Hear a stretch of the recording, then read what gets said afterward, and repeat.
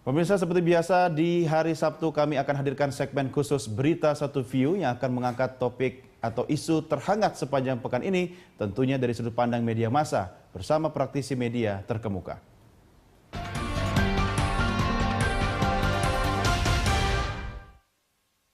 Ada dua isu yang mengemuka sepanjang pekan ini, yaitu terkait larangan menteri untuk hadir di DPR serta gonjang-ganjing di tubuh Partai Pohon Beringin. Untuk mengulas isu tersebut telah hadir bersama saya di studio saat ini yaitu Wakil Pemimpin Umum Jurnal Nasional Budi Winarno dan juga Redaktur Pelaksana Kompas.com Tri Wahono. Selamat pagi Bapak sekalian, apa kabar? Selamat pagi Mas. Alhamdulillah baik. Terima kasih Mas Budi. Mas Tri, ini kalau bicara menteri dilarang ke DPR, ya kan?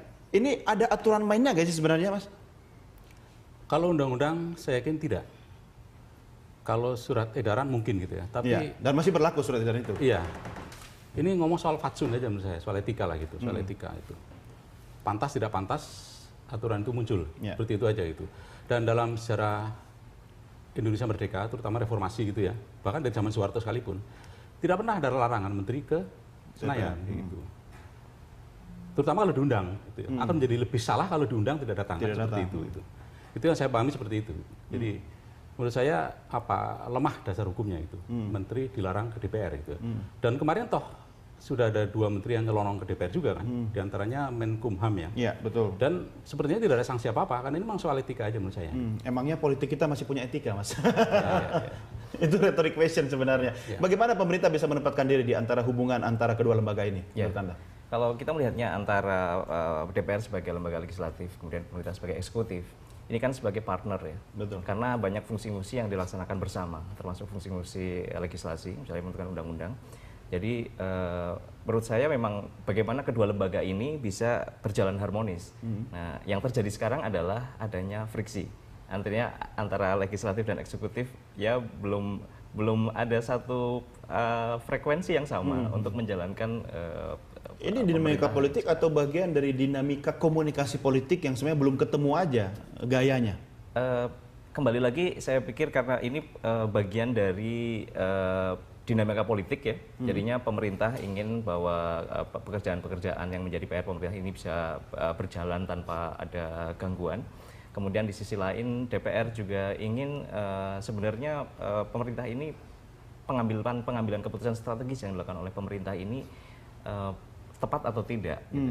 Jadi ada dua hal prioritas yang masing-masing ingin dijawab. Nah ini belum bertemu. Gitu. Ya, Mas Budi, Anda tidak melihat ini sebagai pertarungan antar koalisi? Saya kira iya, ini buntu dari Pilpres ya. Pilpres sampai hari ini ternyata masih berkepanjangan. Ini tidak selesai, itu yang kita sesalkan sebenarnya ya itu.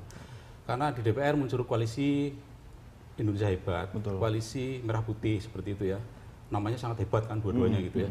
Tapi kenyataannya ketika dua koalisi sangat fanatik masing-masing seperti itu ya, buntutnya menjadi tidak enak gitu menurut saya. Dan bagi rakyat menjadi tontonan yang tidak sedap, sama sekali tidak sedap. Menteri dilarang ke DPR itu kan tontonan yang tidak enak. Karena lebih dari itu akan sangat mengganggu kinerja keduanya. Saya bilang keduanya akan rugi gitu ya. Menteri jelas sebagai wakil eksekutif dia harus tunduk kepada penganggaran yang disusun oleh DPR. Tapi menteri kan pembantu presiden. Menteri presiden memang ya gitu ya. Jadi tiga fungsi DPR itu penganggaran, pengawasan dan budgeting itu ya, kontrol bisa tidak berfungsi kalau tidak harmonis antara eksekutif dan legislatif. Itu yang kita sayangkan. Jadi pada akhirnya dua-duanya yang rugi gitu loh. Penganggaran kementerian juga akan terganggu pada akhirnya itu. Kalau DPR sampai marah, katakan seperti itu ya, marah dalam arti mereka mengambil jarak dengan eksekutif itu semuanya akan rugi. Dan ini pengaruhnya sebenarnya tidak hanya di dinamika politik antara legislatif dan eksekutif, tapi dampaknya terhadap masyarakat dan terhadap dalam bidang ekonomi di pasar ya. Kita melihat dulu harapan begitu besar ketika pemerintahan yang menang nanti ini, apalagi yang menang Jokowi, ekspektasi sangat besar, pasar bisa dinamis, bisa bergerak. Yang terjadi sekarang kita melihat sepertinya malah pemain pasar ini menunggu karena sama-sama belum stabil gitu ya secara politik. Kalau alasan pemerintah bahwa DPR belum solid untuk diajak berkomunikasi, bagaimana Anda melihatnya? Saya kira itu alasan politis ya. Karena sebagai lembaga DPR harus dilihat sebagai lembaga, bukan sebagai apakah fungsi-fungsi di DPR sudah jalan atau betul. Kenyataannya kan DPR sudah fungsi itu sudah ada pimpinan, sudah ada alat kelembagaan dan sebagainya. Artinya tidak ada alasan buat pemerintah sebenarnya kalau DPR meminta untuk melakukan komunikasi gitu ya. Nah, ini kan terkait juga dengan tarik-menarik Undang-Undang MD3 sebenarnya kan. Bagaimana posisi pemerintah itu, apakah dijadikan sebagai bargaining position untuk datang ke sana, beresin dulu nih soal kelengkapan, soal MD3 gitu kan? MD3 memang kemarin sempat diparipurnakan ya, Betul. tapi belum ada kata sepakat, akhirnya ditunda.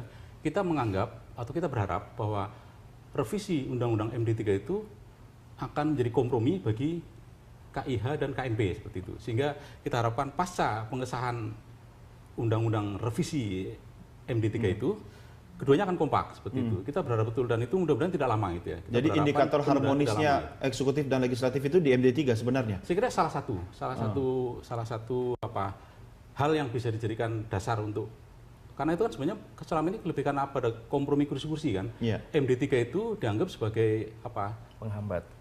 penghambat MD3 yang dulu gitu. Nah, setelah direvisi mudah-mudahan dua-duanya kompak gitu. Sehingga tidak ada lagi lah tontonan yang menurut saya sangat tidak sehat. Ya, ini kalau bicara tontonan nih Mas Tri, ini kita bicara edukasi politik bagi publik gitu kan. Apa yang ditangkap oleh masyarakat lewat tontonan politik yang disiarkan oleh media kita sekarang ini? Apakah bisa memberikan efek edukasi politik bagi publik atau hanya segelintir elit saja yang memanfaatkan peluang di atas panggung ini?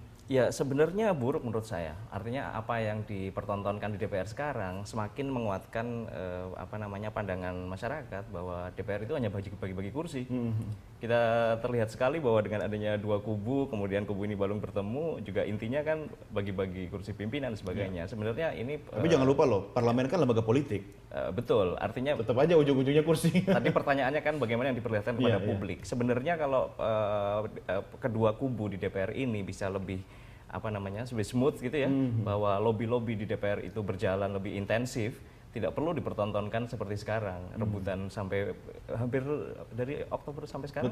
Belum, kalau kelembagaan belum lengkap. Nah, ini prediksi Anda berdua, Mas Budi, kapan kira-kira isu terkait komunikasi antara DPR dengan pemerintah ini selesai?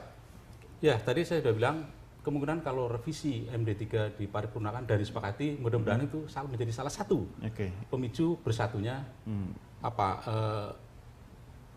bersatu antara eksekutif dan legislatif. Tapi kan kita tidak tahu itu kapan. Yang kedua, saya berharap ada niat baik atau sikap mengalah, tapi pada akhirnya akan menjadi lebih terhormat dari eksekutif itu. Tetap aja datang ke DPR, layani aja DPR segala macam. Biarkan DPR salah tingkah sendiri. Oh ternyata eksekutif tidak ada persoalan. Sementara di legislatif, kubu KIH dan KMP katakan masih keras seperti itu. Tapi eksekutif kalau legowo aja datang ke Senayan, diundang datang. Kalau perlu konsultasi datang ke DPR. Saya kira akan lebih bagus. Bisakah itu terjadi kira-kira, Mas? Saya kira bisa. Buktinya seperti sekarang, walaupun dilarang oleh presiden, ada menteri yang tetap datang. Kemudian nanti mungkin ada menteri-menteri yang lain untuk diundang DPR tetap datang. Nanti yang sewa juga DPR ya. Dan eksekutif sudah mulai menyebut bahwa tidak ada peraturan pelarangan. Itu kan sebenarnya sikap terbuka. Iya. Tapi surat edaran kan masih berlaku. Artinya dan itu bagian dari bargain politik pemerintah bahwa hai DPR, oke kita datang, tapi jangan ngacak-ngacak apa yang dilakukan oleh pemerintah sekarang. Oke, sifatnya mungkin informatif gitu. Jadi seperti isu-isu yang beredar soal hak interpelasi dan sebagainya. Saya kira itu yang bargain politik. Tidak usah dibawa ke ranah-ranah bagian itu. Gitu. Oke, mudah-mudahan ini selesai ya dalam waktu tidak lama lagi. Kita ada satu isu menarik lain yang bisa kita ungkap atau kita bahas di sini terkait dengan konflik yang ada di tubuh Partai Pohon Beringin. Kita akan diskusikan di segmen berikutnya. Baik pemirsa, tetap bersama kami. Berita Satu View akan segera kembali sesaat lagi.